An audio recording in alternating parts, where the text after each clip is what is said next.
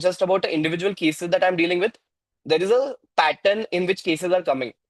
The pattern is basically the youth doesn't have a safe space where they can talk about their emotions or what they're going through, what their pressures are, what they're dealing with.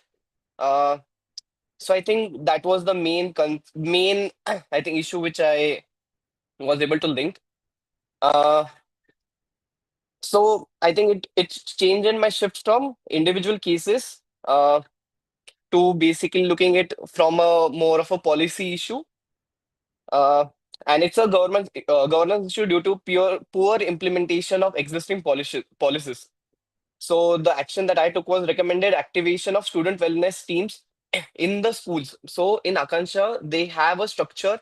Whenever a case comes to us, we have a certain protocol that we follow. We have a system. We know what to do in certain distress situation. In our area, there are 4 schools which are government schools, and they don't have any structures.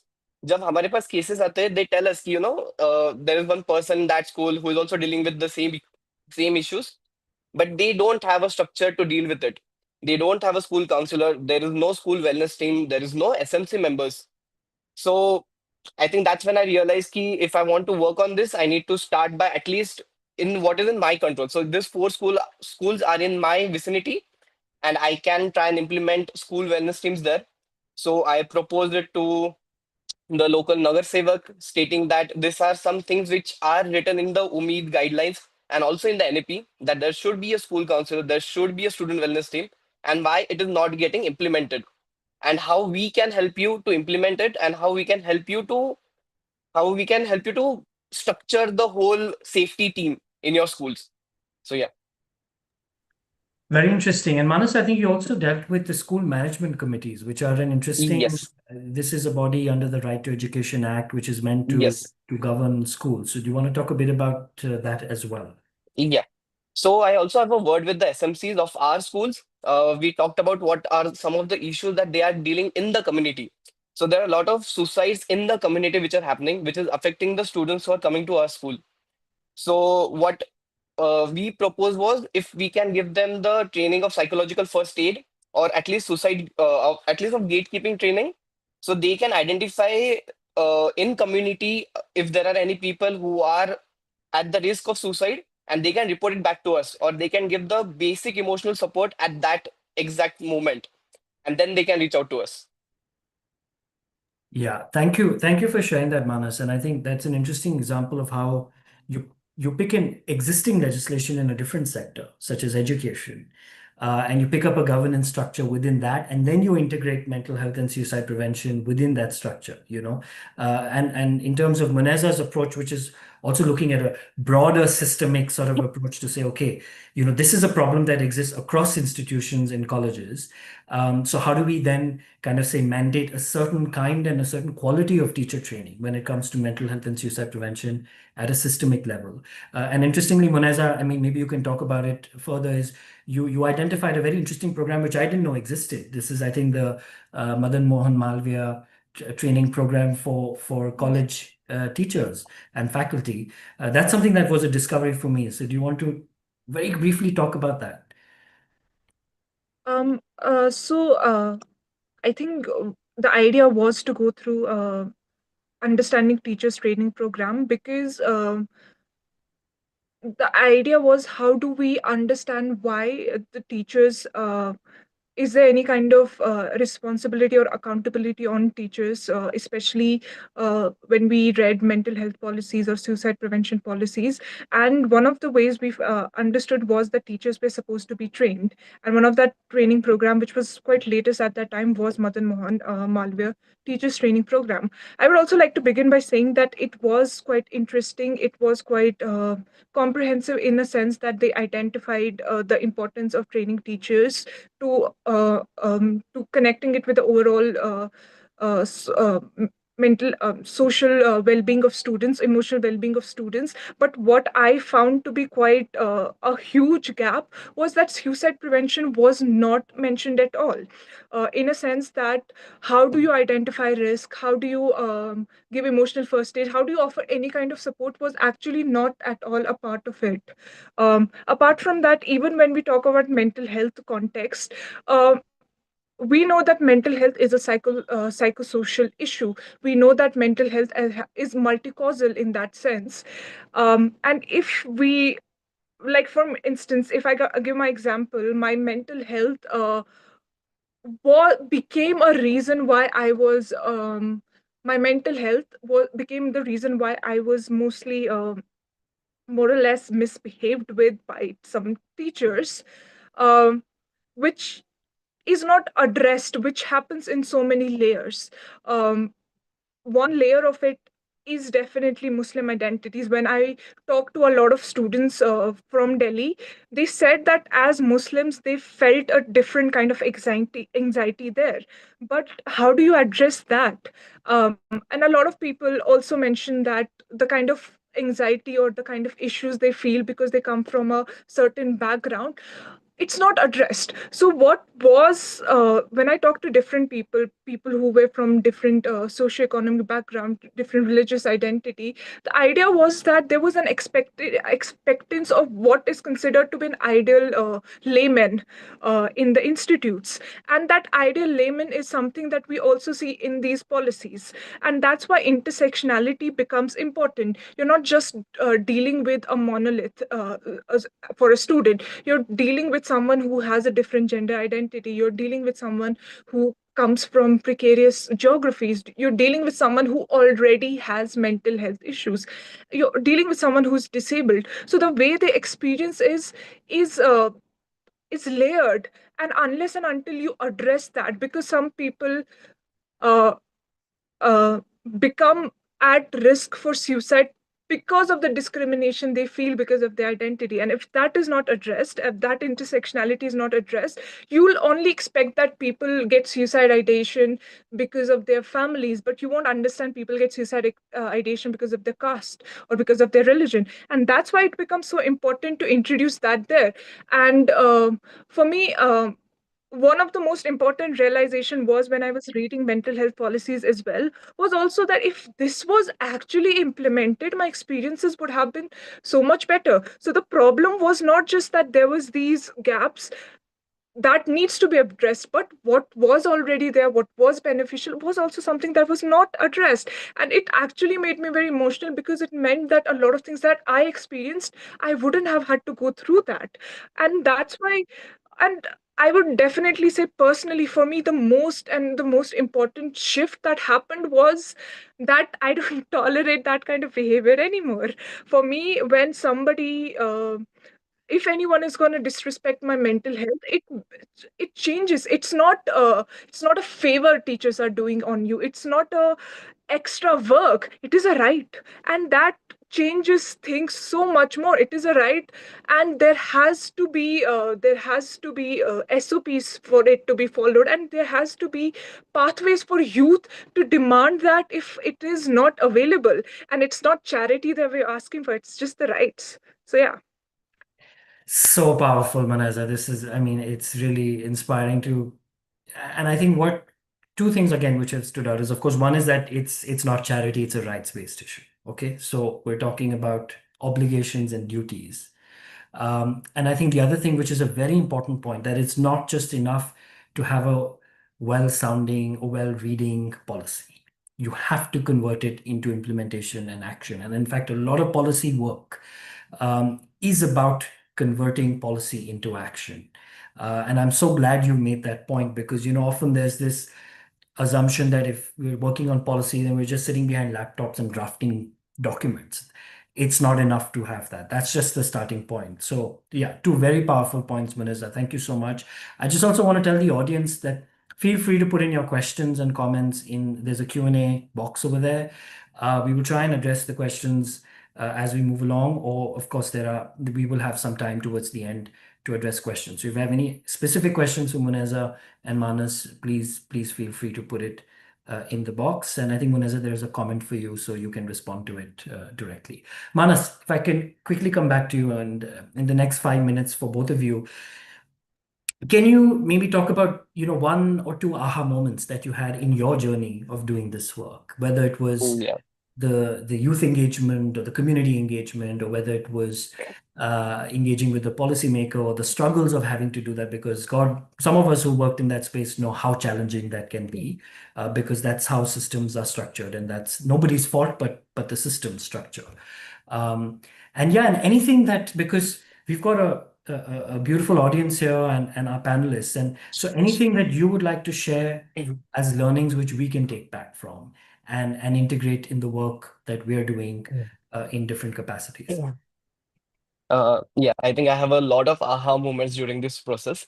I think one of the aha moment was when you look at the community, you feel like they might not have that kind of a awareness of mental health, and they might not know about what is mental health, and what you should do, what is emotions. They might not know, they might not have the vocabulary, but you will be amazed by how aware they are about all these things. They just don't have a safe space, they just don't have a structured space for them to open up and talk about all these things.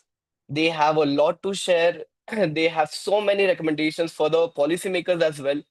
I think that's why it's very important to listen to the youth. They have very creative ideas for how we can deal with suicide prevention in the community. Uh, so that is one. I think I had my biasness while talking with them, while engaging with them. But yeah, second thing is while engaging with the policymakers, I always thought that uh, if you tell them logically, this is all the things which are going on. That's why we need all these changes. They are not going to listen to you. I think we need to connect to them on a very emotional level. So the Nagar sir, which I engaged with, he was working in the same school. He was in the same school when he was a child. And as a child, I was able to connect to him when he was a child, what all things he faced during his childhood. And that's how I was able to connect to him. And that's how I was able to tell him the need to, why do we need counselors? Again, as Munasa rightly said, they all look it as the extra thing, jo उन्हें करना है. But I think it's a basic right. Mental health is a basic right, and they felt it's something extra. It's something क्योंकि they look at as an educational institute as कि if we go there, we are giving you education and that's it. They don't look it at as it's a safe space for the students, or where they can come and talk about all these things. They feel this is something which is done outside the school. So I think changing that mental shift for them was something which was very important. And yeah, when you're able to connect to them on the emotional level, they really listen to you. So I think that is one aha moment for me. Another thing is while talking with the community as well, while talking with the SMC members, they had so many suggestions about how we can deal with certain issues which are going on in the community. They just need someone to listen to them and support them through all these things. So yeah, they have a lot of ideas. They just need a space to tell them. Yeah. Fabulous. And I love that point about connecting on emotions, because policy is again seen as such a technocratic, rational, logical, heavy thing. Yeah. But often, you know, it's so important to realize that emotion must drive some of these things. And one of the ways to push this is to be able to connect at an emotional, affective level. And I think that's why lived experience engagement becomes so very important, to share stories, to share those stories from the community, because something somewhere is bound to connect with the policymaker or the person on the other end. Muneza, if I could come to you for your aha moments. Yeah. Um, I think for me, some aha moments was definitely, as I mentioned, that um, uh, the fact that it is very empowering to know your rights. It's extremely empowering to not just to go to a policymaker and tell us or demand policymaker to, hey, this is something that needs to be implemented. But in general, when you are living your life, or you're in an educational institute, it really empowers you in that sense. It really helps you. I think for me, the I the most I wouldn't say it was aha as much it was oh why why wasn't this in place?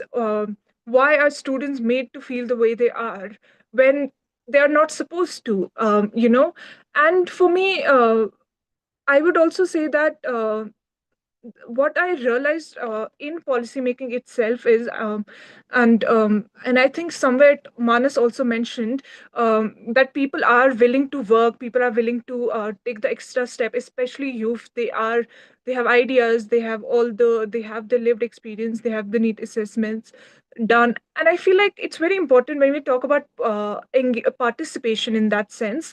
Engaging with policymakers does not means participation, but participation does not automatically translate into influence.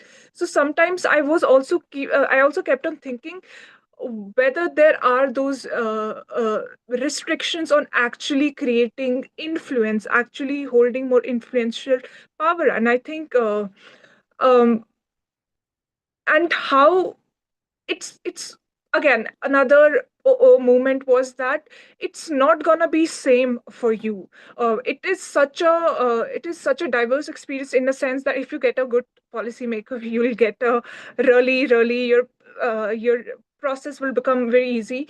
But if it ultimately is something that is inherently slow, it is something that requires a lot of patience, and it requires a lot of back and forth. And if you are someone with structural challenges, if you are someone, like for me, I am someone who's navigating disabilities, then we also need to think, while we are working in advocacy, that there are limits to your energy and capacity.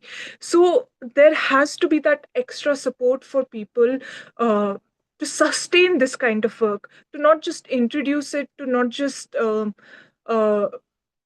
make aware of, but also understanding how do you make this policy advocacy process more inclusive for people with different capacity and with different needs as well. So yeah, I would say that my aha moment definitely was that I personally felt very empowered, and I personally, in my personal life with teachers, I would say it helped me, you know, not take whatever they give me to stand up. But I do think there were some moments also that we need to think of. And rightfully said. I think the oh moments are as important because they also it's important for us to also engage with the failures of the system and the frustrations of the system, because that is policy work at the end of the day, and it is part of the process. And I think the other point that you made, Munazza, about there being diverse experiences and that different policymakers or systems or institutions will, you might have different experiences. And I think a lot of policy work is being able to navigate and strategize for those spaces because we can't change that. That is the nature of the system. But how do we work with that? I think that's very critical, and I think that's something that young people or youth leaders will definitely benefit from. Um, it's been beautiful speaking to both of you. Thank you so much, Munazza, Manas, for sharing such compelling insights. I'm not letting you go because you have to come back for the Q&A towards the end. And again, I would urge the audience to please put in your comments and questions as and when you would like to. But I'd like to take this opportunity to now transition to the next segment of this event, which is our panel discussion. And it is my honor to really introduce a very, very exciting panel. If I could first begin with Rohini Pradhan ma'am. Rohini ma'am is a Special Secretary cum Program Director of Sikkim Inspires and the Planning and Development Department of the Government of Sikkim. Rohini ma'am has a whole list of achievements in terms of the incredible work she's done, but I'm just going to pick a couple which I felt were really important. And so one is, of course, Rohini ma'am has been leading the Sikkim Inspires program, which stands for the Integrated Service Provision and Innovation for Reviving Economies program. for Sikkim. It is the first direct partnership program of the state government with the World Bank in the social sector. While Sikkim Inspires is an economic inclusion program, the incredible aspect of this program is that it actually integrates mental health. Because at Inspires, the program believes that mental well-being of a citizen is vital to that person becoming a good economic citizen. Apart from that, Rohini ma'am has also done some incredible work in the space of disabilities. So she led the creation of a state fund for disabilities under the Rights of Persons with Disabilities Act, which also applies to people with mental health problems and conditions. Apart from that, she also conceived the first state action plan for drug demand reduction. And very interestingly, the first state level children's parliament, where young children parliamentarians from the districts were chosen to discuss on important topics such as drug abuse and their point of view on the entire prevention, control, and punishment components. And in fact, the child parliamentarians passed recommendations for improving government intervention, which was submitted to the Minister for Education and the Education Department. And is an example of how children have been placed at the center of policy thinking in Sikkim. Another very interesting thing that I must emphasize is that Rohini ma'am, under the Sikkim Inspires program, has also led the drafting of the Sikkim Integrated Mental Health and Suicide Prevention Strategy. It's an incredible document. Please have a look at it. A very progressive approach to mental health and suicide prevention, one of the very few instances, both in our country and across the world. So it's a pleasure and an honor to have you here, Rohini ma'am. If I can now introduce Professor Srividya Iyer, who is the Canada Research Chair in Youth Mental Health and Learning Health Systems and a professor in the Department of Psychiatry at McGill University in Montreal. She also works as a psychologist in a publicly funded service for young people in Montreal. Her research focuses on understanding young people's lives and partnering with youth and communities to design and implement, evaluate, and advocate for youth-attuned and culturally relevant mental health services and policies. Her work takes place in Canada and globally, including in India, but she's also had a specific focus on traditionally underserved and indigenous communities, and I can say she's done some really path-breaking work that we all can learn from in India and across the world over here. Pleasure to have you here, Vidya. If I can now introduce the next panelist, Shraddha Chikurur, who holds a PhD in gender studies. Shraddha has taught at the University of Hyderabad and worked with several NGOs across India for a decade on gender and development issues. Since 2022, she has worked with the United Nations, with multiple UN agencies, and is currently part of UNESCO's Social and Human Sciences sector, and more recently has led a convening on youth mental health and climate change, which is, again, a very important area. She has also co-edited a book on honor and women's rights in South Asia. Outside of work, she enjoys exploring books and traveling with her 9-year-old. Next, we have Hannah Stewart. And again, I'm really, really pleased to introduce Hannah. Hannah is a doctoral candidate at the UT Health Houston School of Public Health and the Chief Research and Knowledge Officer at Generation Mental Health, a path-breaking youth-led global mental health organization. Hannah's work spans across research, practice, advocacy in global mental health, with a focus on anti-colonial and community-based approaches to global health. She has helped create Generation Mental Health's Possibilities Collective, a new project which has been commissioned by Wellcome Trust, which is aiming to build an ecosystem that positions young people and people with psychosocial disabilities as leaders in global mental health research. And Hannah has also been open about her own lived experience of disability and works in solidarity with communities addressing structural violence. If some of you are interested in research, then please do get in touch with Hannah and the Possibilities Collective. Okay, so let's begin this panel discussion. If I can first begin with you, Vidya. And if you can talk a bit about from your own research in terms of what examples can demonstrate or how does research demonstrate the links between structural determinants or social determinants, youth suicides, and policy governance? If you could briefly help us establish that link in terms of the research that you've done. Thank you, Arjun, for the question and for inviting me for this panel. I think it's going to be a hard thing to follow. Manas and Manaza, they were full of like power and impact. So I'm going to try, especially to talk about, I mean, I think in terms of evidence, there's consistent evidence that many social and structural determinants like economic precarity, unemployment, early childhood adversity, these are clearly linked to a higher risk for suicide. That's sort of the first thing. The second and really important thing is that these don't operate in isolation, they often operate in clusters.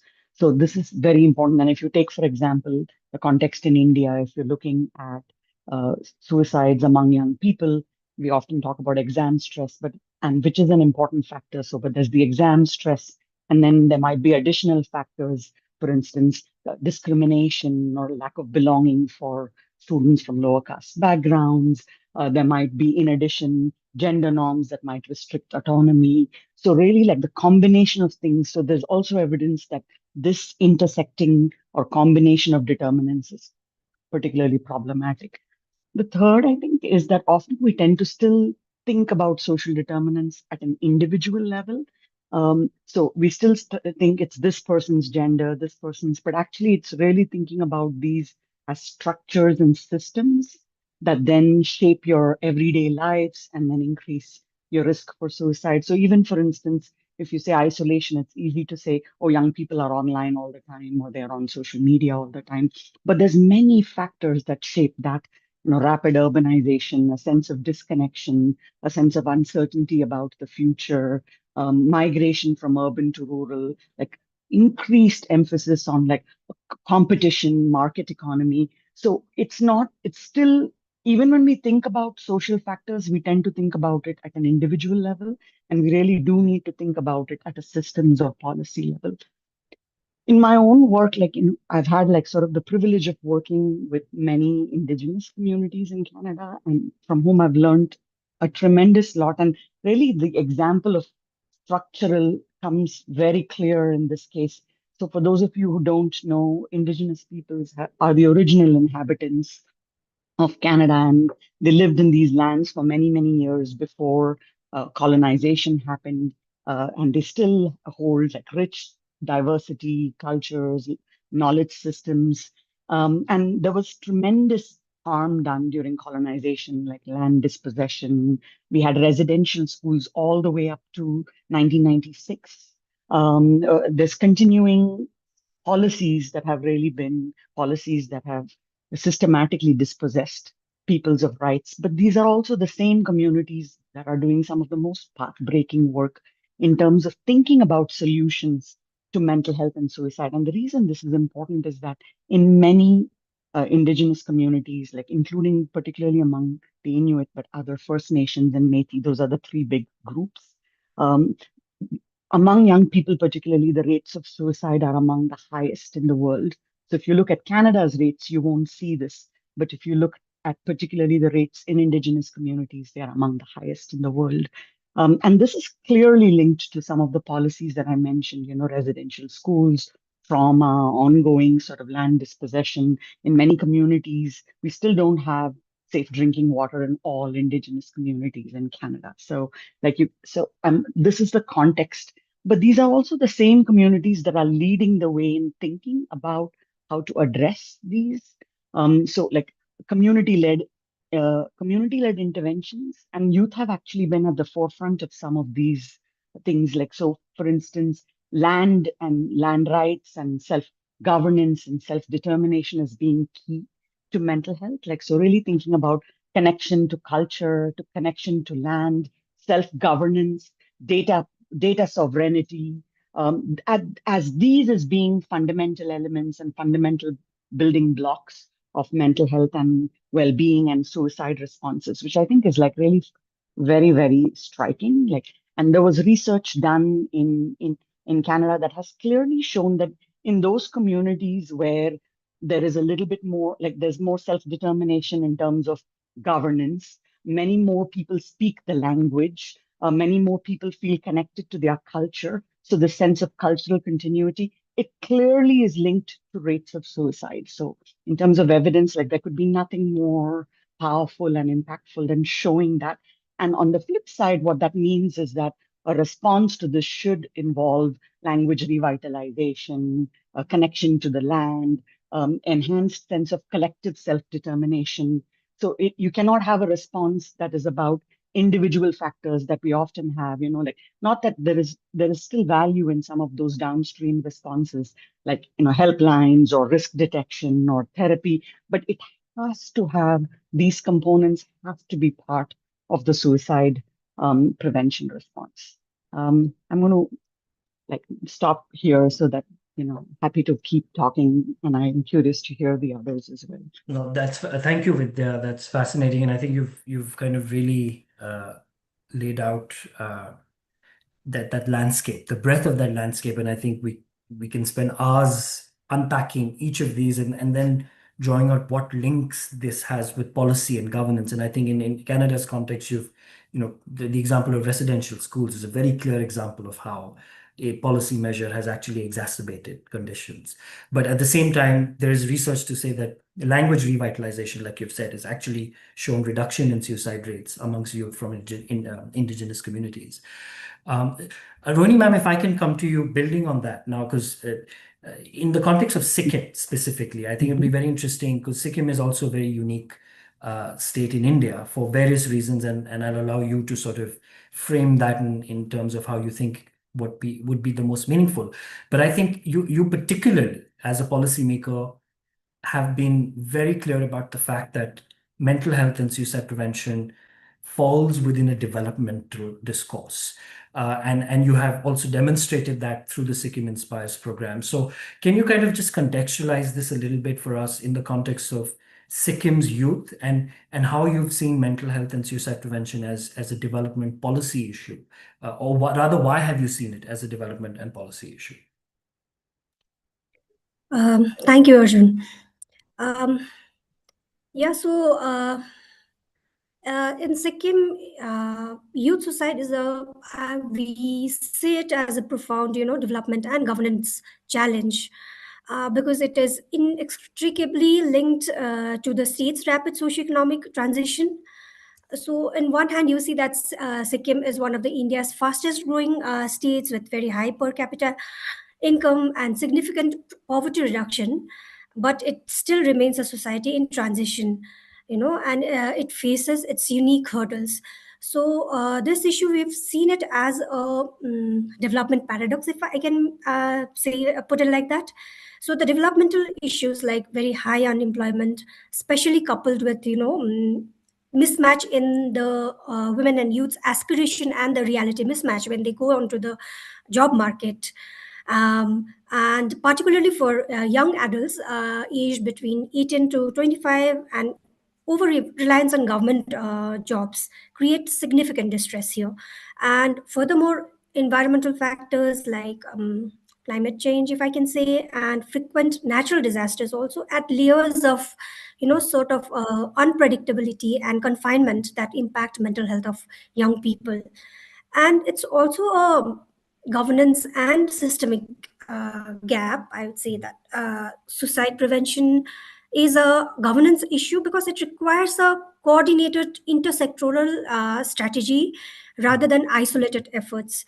So currently, several government departments work in silos, leading to implementation challenges and a lack of sustainable long-term programs. So there is a critical gap in suicide surveillance and data collection also, which can lead to an inaccurate, understanding of the state's actual suicide rates and hinder effective policy responses also. And we also see it as a public health crisis because since 2008, Sikkim has reported the highest suicide rate in India. Yeah. In 2022, the state's rate was 43.1 per 1 lakh population, more than triple the national average. So, highlighting an urgent need for governance that prioritizes mental health as a fundamental right and a central pillar of public health was something which was very important for us. And All these challenges coupled with the other sort of public health challenge that the state is facing right now, which is the declining rate of population. Our TFR is the lowest in the country; it's 1.1. So all this put together makes the youth suicide in youth, not just suicide but overall mental health and well-being of youth, a very very a big priority area for the government of Sikkim. Yeah. Yeah, thank you, ma'am. And I think you've again provided that context-specific landscape. And I think both from what Vidya has shared and what you've shared, I think we have to begin with context and understanding where we are situated, what is the socio-political economy of the space, before we start to think about what kind of solutions around mental health and suicide prevention can work. And I think that's both a question of, like you said, intersectorality, which is getting governments, departments together, not working in silos. But I think it's also a question of interdisciplinarity. We need, policy work is also being able to draw upon evidence and learnings from other disciplines and community spaces, and have that dialogue with policymakers. And I think Sikkim is also an incredible example of some of that kind of work which is happening. Shraddha, if I could come to you, building on both of this, and I think because you work at UNESCO, which is a global, in many ways, a policy making body as well, spanning across science, education, culture, and you've also touched upon recently some work around climate change, mental health in young people. So can you talk a bit about how you are seeing this sort of intersection of policy and issues which are impacting youth in the context of the work that you've been doing? Thank you, Arjun. Thank you. And I would like to echo Vidya to say that after Munazza and Manas, it's great to it was a great start to the conversation. So inspired by what Rohini ma'am is also doing within her space, and just what you read out was very interesting. The UN now is a intergovernmental body, right? So what we do is actually pull all the member states together and get them to, and I'm just very, very simply putting out how it operates, right? Also to figure out what are the pain points of interventions, is that you have member states coming in together and then agreeing that something is an issue. So that's one very important step that as young people we could have, where you bring it to global attention that this is an issue.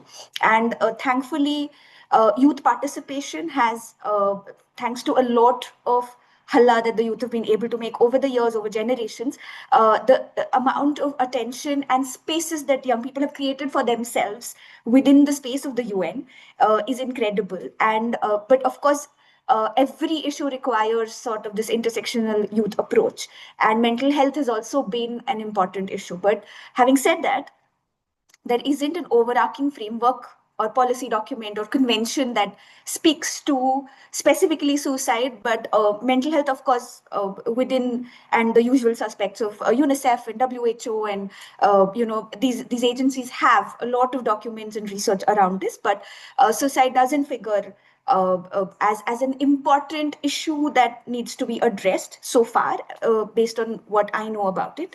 And it's actually great that we're sort of bringing attention to that. So within the UN spaces, then you agree upon something, and then there are levels and levels at which you can percolate that conversation, right? Including, for example, where the space that I work in, which is with individual member states within South Asia, to then make that happen. So, for example, the piece of work that we did with Center for Youth, with you all, is to think about, so the brief that we were given from UNESCO headquarters is to think about youth and mental health. And we said, okay, great, that's like a really big topic.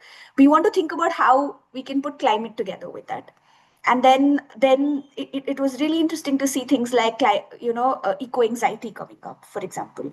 And thinking about how young people are living with these ideas of, this doom about the future, with all the talk that happens around them.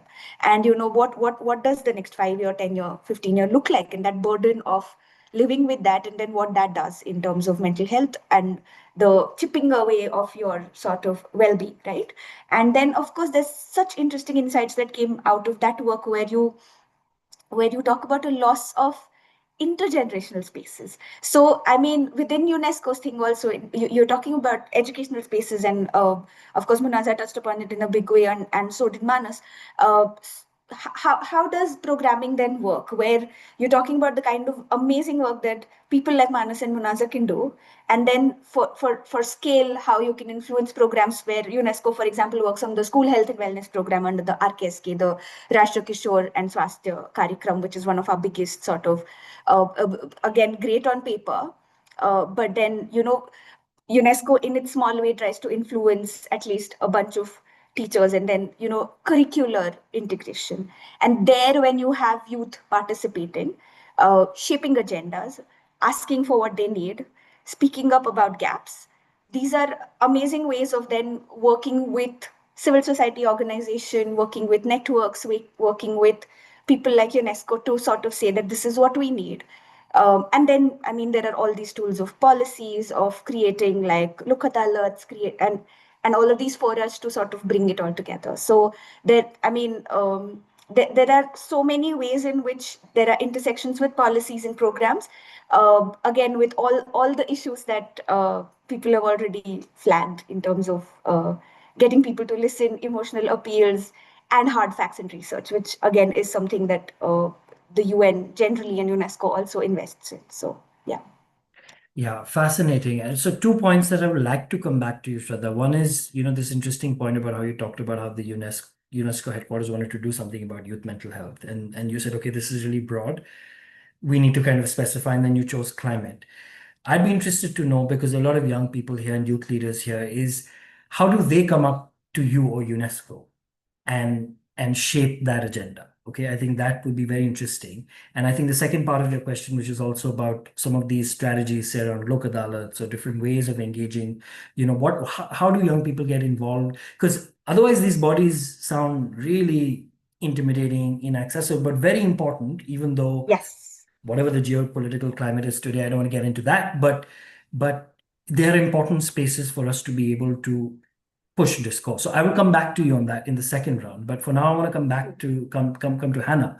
Hannah, I think generational mental health is a really interesting space because of the fact that it is a global mental health organization which works with youth, is led by youth with lived experience. And I think this whole conversation today is really ultimately about engaging youth lived experience in policy discussions and spaces.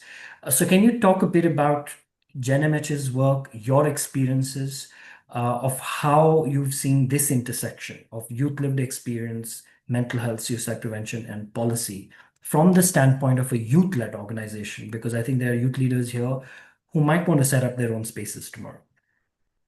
Yeah, absolutely. So I'll start by saying, as a caveat, I have aged out technically of the definition of young person, but most of everyone else at Generation Mental Health is a young person. I think at 33, I am the oldest person on our leadership team. And I think the stories that you've heard today are a really great example of what happens when young people, and particularly young people with lived experience, are not engaged in policies.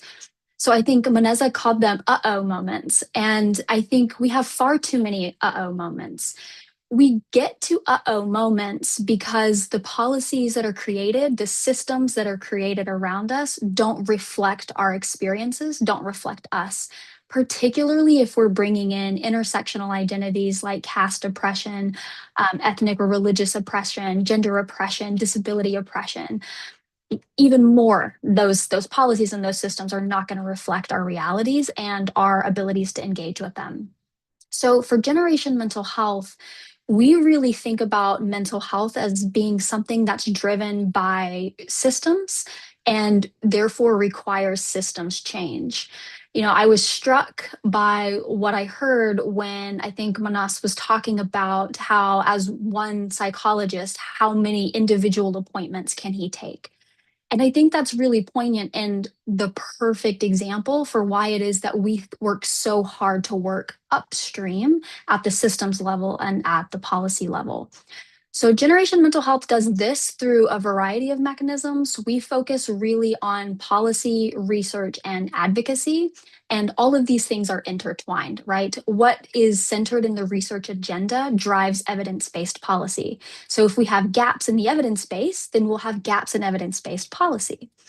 A lot of what makes it onto the policy agenda is driven by advocacy, and whose advocacy is heard, who gets an opportunity to engage in advocacy, is also driven by systems.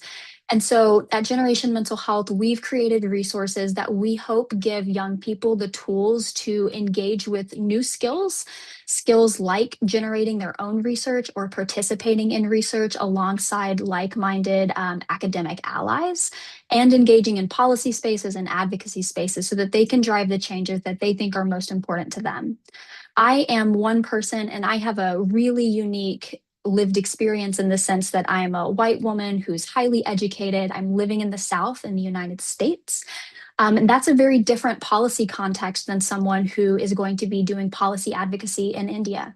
And so we really think about what does it mean to drive systems change, but then how can we empower people to take those tools and hyper localize or contextualize them so that they are driving culturally relevant, lived experience centered solutions that are going to work for them. I think if Generation Mental Health were trying to drive policy change by giving everyone the same set of tools, then we would sort of be replicating the colonial and neo-colonial processes that I think have gotten us very much in this situation. And so we really do believe that if we give young people the tools, they're going to be able to dismantle the systems that are keeping young people and people with lived experience sort of in these oppressed states.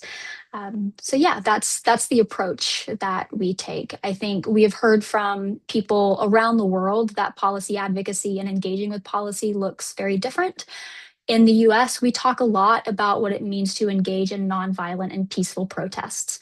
That's a cornerstone of sort of the US cultural movement around policy advocacy, very effective in the civil rights movement, maybe less effective now, but that's a different story for a different day.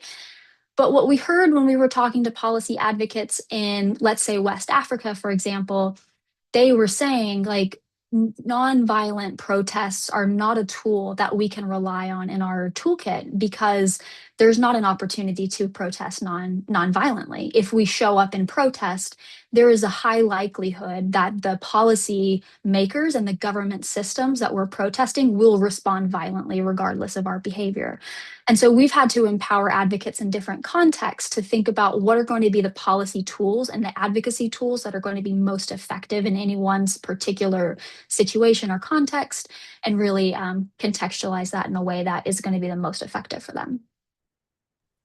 Yeah, fascinating. Thank you so much, Hannah. And I think, again, one point that strikes for me is that, I mean, there are some universal principles, and then there are principles which are specific to context. And I think it's important to understand that young people across the world are not a monolith or a homogeneous group. They're very diverse, coming from very different contexts and functioning in very different contexts. But I think there's a lot to even learn. So for instance, what's happening in Canada vis-a-vis Sikkim, vis-a-vis your work with Generation Mental Health's work and the things that Shraddha's doing with UNESCO and working across a cross-section of young people. I think it's important for us to be able to think of what are those tools, what's worked in what kinds of contexts, and be able to sort of formulate those based on each other's learnings. I think that is extremely critical. Before moving to the second round, and I know we have about 15 minutes for the second round, I want to quickly read some comments that have come in. So there's one comment which says that seeing not only youth and teens, but adults also attempting suicide is alarming. I feel parents should be taught signs of mental health issue recognition in schools compulsorily. So very interesting point about educating parents within the school systems along with their children. There's a question on majority of married women in India struggle with mental health issues because of in-laws in their marital homes. Nobody does anything about it, and so many women die because of it.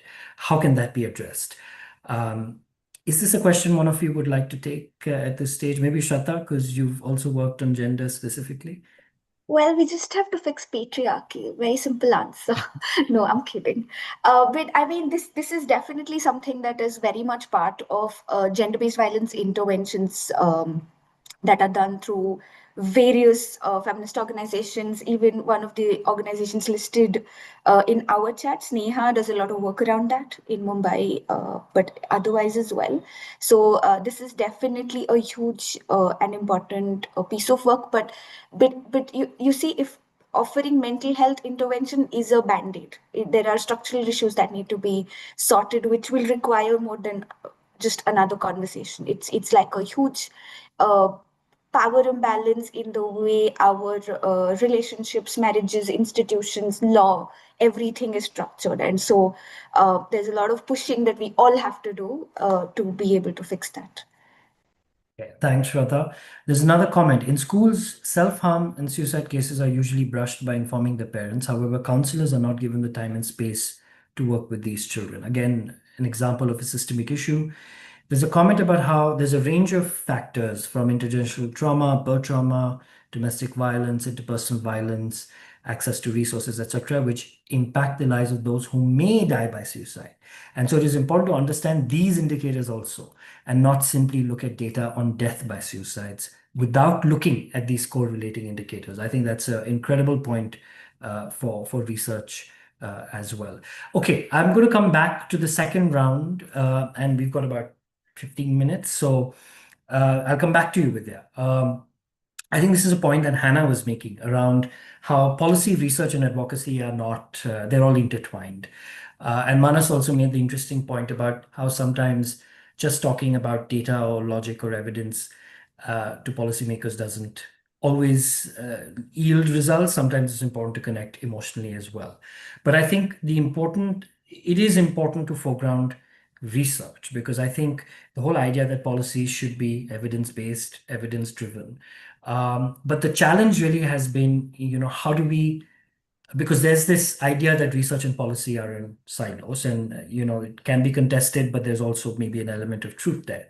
So how do we bridge that? And especially for young people, how do you think we can create infrastructures and ecosystems for young people to be able to convert research evidence into policy insights and then take them to their policymakers and communicate it to their policymakers?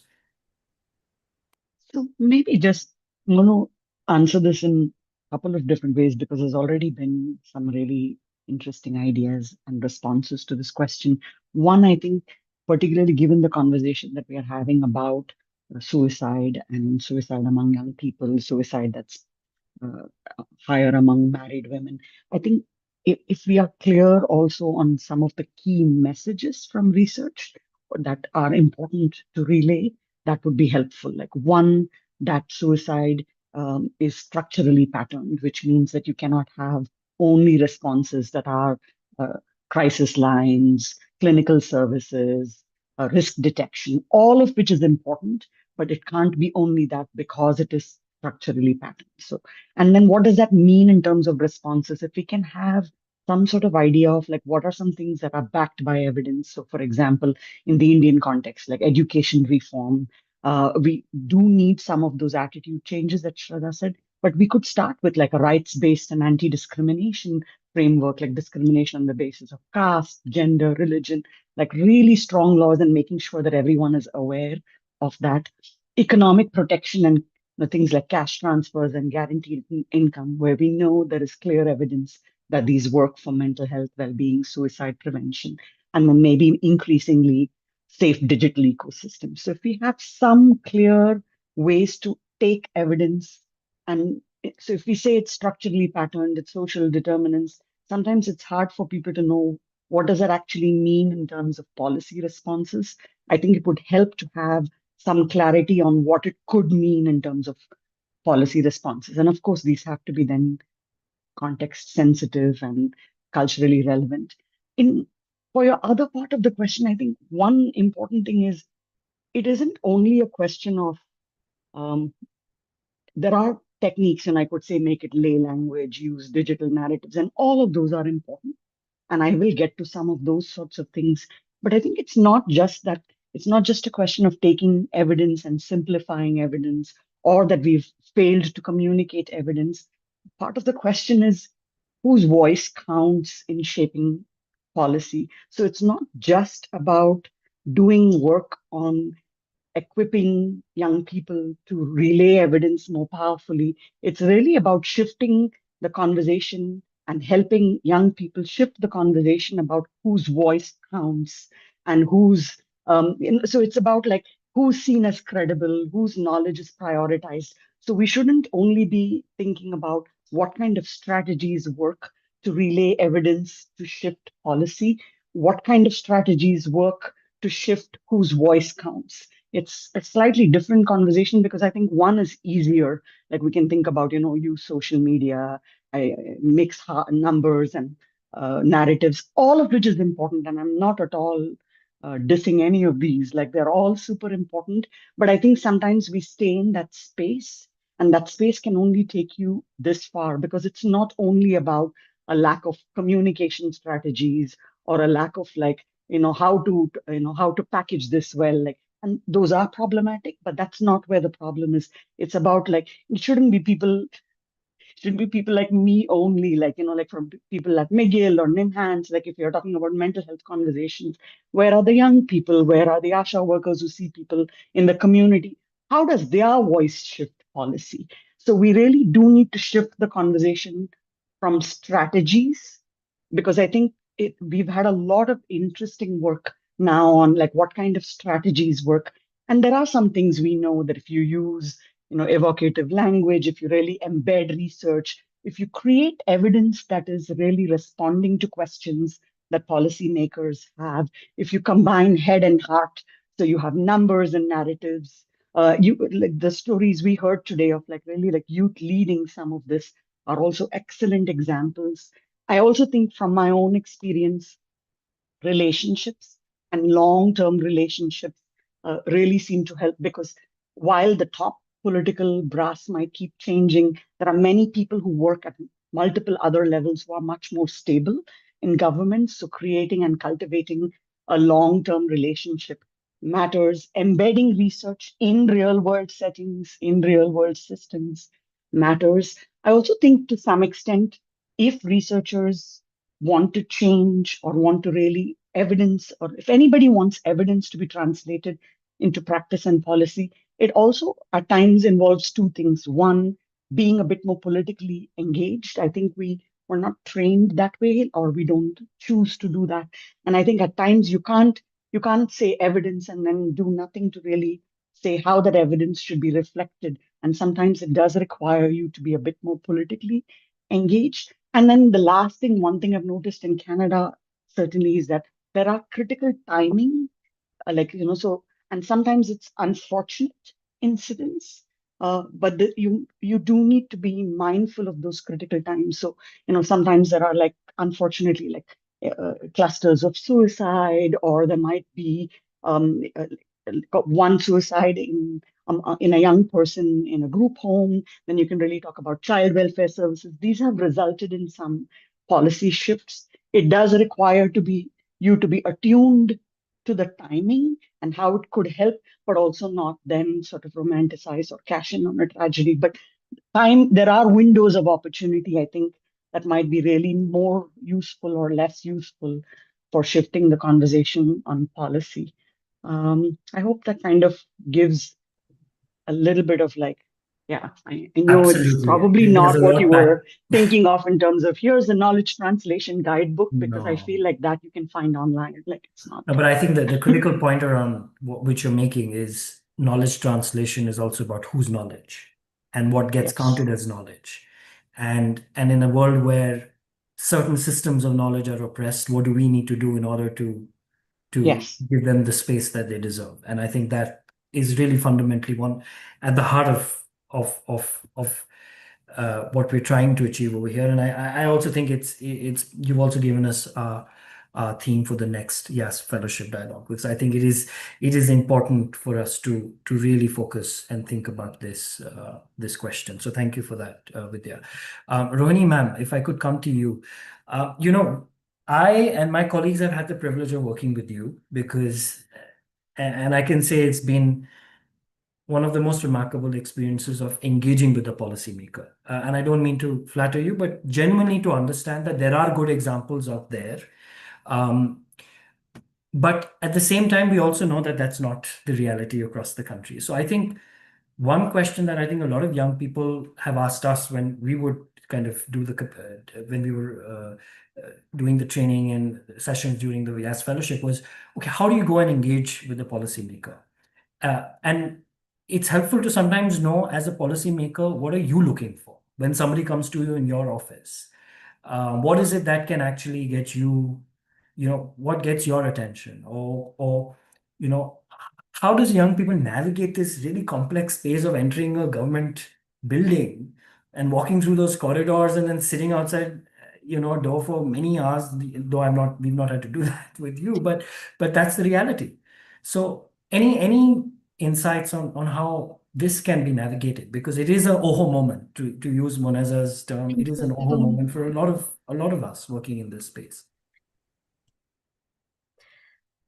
I know, I mean, it is sad, but I have to say that it is a reality for a lot of governments that the young people, they don't feel safe to come to us with their problems. And sometimes, like I think Munaza was talking about her experience and how we fail to identify those systemic gaps, right, in the implementation of the policy.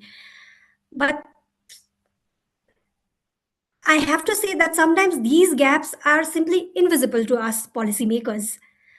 Right. And then the language that these youth are talking and the language in which we are so used to conversant when we talk about a policy, like we would be talking two different languages.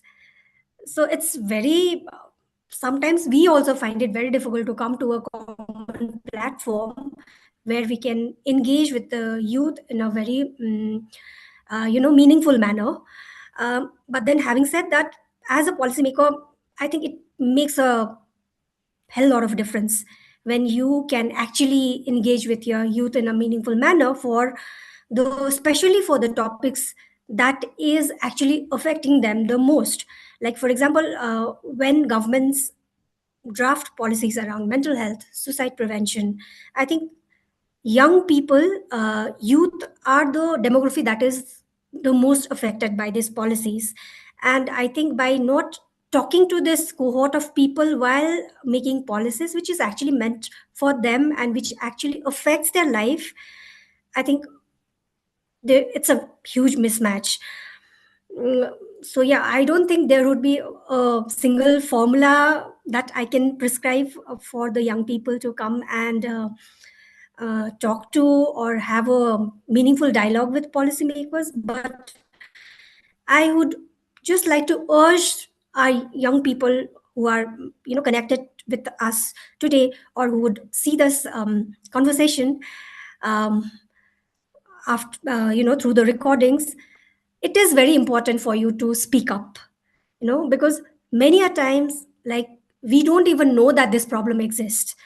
And until and unless we do not know if a problem is there, then I don't know how we will even start, addressing that problem in a meaningful manner.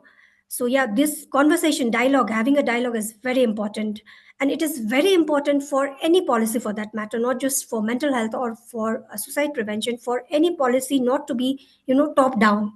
It has to be bottoms up for it to be a meaningful, policy that can actually be translated into actions and which will be, which it ensures a sustainable implementation, I would say. When the policies are owned by people for whom it is meant, I think it helps the government also to implement it on the ground. So yeah, having this conversation between the policymakers and the people for whom these policies are made is of, I mean, should be a top priority for everyone. Yeah. Thank you for that, ma'am, and point well taken. I think it is a complex terrain to navigate, but I think I think we need to think of structures and systems where Yes. this engagement and interaction is happening in a wide variety of ways. And I think Vidya was also talking about how one process can't always work, and also to foreground, whose voice and who's coming forth and putting that point across to policymakers. I think that's really critical. We have 5 minutes left, so I'm going to come to Hannah and then to Shraddha very quickly. Hannah, like I mentioned before, there are young people here who might want to go ahead and set up their own organizations and initiatives. Can you share some really practical insights around, what can be helpful for young people to be able to actually build leadership in this space, specifically when it comes to policy engagement? Because GenMH is an example of that. But can you talk to a little bit about what practical takeaways can young people take away from this conversation? If they're looking at building leadership in the mental health suicide prevention space. Yeah, absolutely. I think there's no one size fits all solution. I think one of the things that I think is incredibly true is that the political landscape and the world around us is changing constantly. And young people are often on the forefront of that change and really pushing innovation ahead in a way that is incredible to watch. And as a result, I think young people are some of the best suited to really drive policy change because they're really living in the world in a different way. Their access to technology, their fluency with technology, their style of communication is effective in a way that it's not always true for other populations. And so I think if I were talking to myself maybe 10 years ago, I would want young leaders like the Hannah of that decade and now to know that if you see a need in your community, you do not need to put together a formal nonprofit to start filling that gap. Find people who believe in the things that you believe in, make friends with them, whether they're digital friends from half a world away or in your own community, and organize and build community with one another. Generation Mental Health started because several incredible mental health leaders, including some in this room, got together while they were in India, came up with an idea to change global mental health. And here we are several years later with giant research contracts from the Wellcome Trust, which is just a real dream come true for all of us. But you don't have to wait until you have that nonprofit status to start making a difference. Yeah, thank you so much for that, Hannah. And maybe at some point you can drop an email ID for young people to reach out to you at some point, to have some sort of interaction or learning exchange. I think that will be helpful as well for young people in India to learn from that experience. Shraddha, if I could come back to you with the question that I'd posed earlier, which is really to look at what is the gateway for, say, young people in India or the global South or low middle income countries to be able to have their voice heard on global platforms such as UNESCO. And this is again tying to the point that Vidya was making. What are the ways in which, what are pathways that we can create for that to happen and really restore the balance, the huge imbalance in the broader global context? So actually the answers are given by speakers before me. What Hannah was talking about, what Vidya was talking about, policy making at the UN does not start globally. You have to make a noise where you are. You have to start doing something with a problem that you identify. How people have very eloquently, starting with Munaza and Manas, shown us. But it is people who've ruffled feathers at the local level, within their communities, within their institutions, who actually then trickle into get noticed and trickle up, so to say. So even if you just take Munaza's example, she was doing something, applied for UN women sort of cohort, which was youth feminist leadership. It was a co-created program, extremely chaotic, but a very, very interesting process which really shook up anybody. And I was only briefly associated with it, but an extremely interesting process that UN Women was able to put together with funding and so on. But also the work that we did, right? We picked up young leaders from 6 South Asian countries. And then the global forums, I mean, you young people who speak in global forums are people who have had experience of doing something, who've raised their voices, who've put together like-minded people, and tried to create ripples. And so, for example, people who were part of our South Asia Consultation on Youth, Mental Health and Climate have been able to, the people in Bhutan have been able to actually participate in the UNESCO Youth Conference, which happened in in Kazakhstan, because she was doing something. This is somebody who actually spoke about eco-anxiety and climate, and is a youth activist in Bhutan. So you have to be able to do something with the problems that you identify at the local level. And that's how you'll eventually, through local networks, through NGOs, through open calls, because increasing, like I said, the UN and generally the government is recognizing that we need you to be part of policy making, right? We need you to hear them. And of course, then, along with development partners, civil society partners, the UN tries to bridge the gap that Rohini ma'am was talking about, where you feel like you're speaking different languages, and we'll try to sort of give you platforms where you can connect and ensure that the groups understand each other and find the vocabulary to talk to each other. Yeah. I'll stop here in terms of time. Thank you so much, Shraddha. And I'm afraid we're at time. We're 2 minutes beyond 8, but it's been an absolutely riveting conversation. And I hope one in a series of conversations that we will continue to have, because I think this in itself has brought up so much. But my wish is that we're able to build some collaborations, at least with the folks over here. There's Manas, Muneza, and the whole other range of YAS fellows who've done some incredible work, and they've, of course, they're not here, but also in terms of the work, that Vidya, you've been doing in terms of research and learnings from Canada.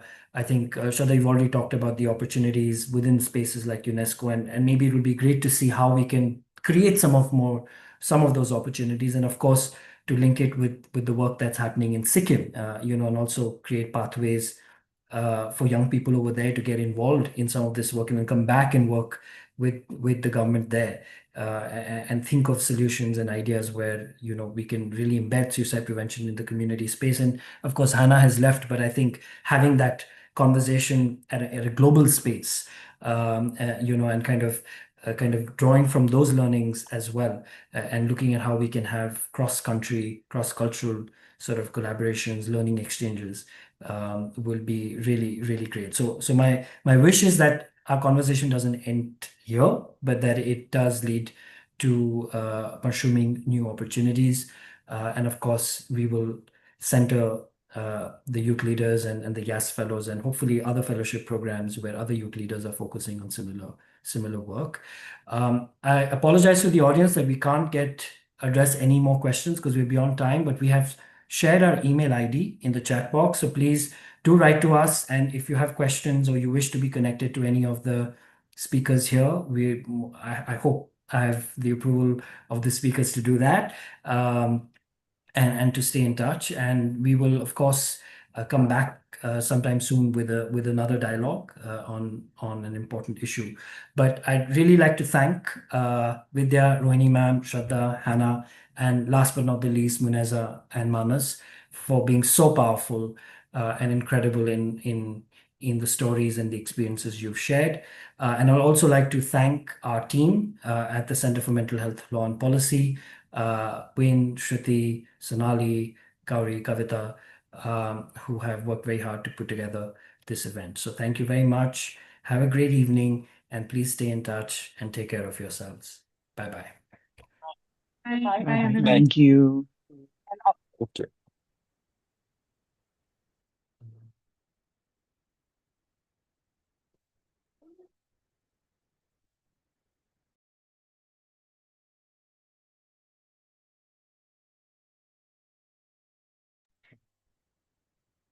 Okay, guys, thank you very much. That went well, I think. I don't know. It went so well, Arjun. It was Okay. brilliant. I was so riveted in the conversation that Are we off the live? Sorry, has the live ended?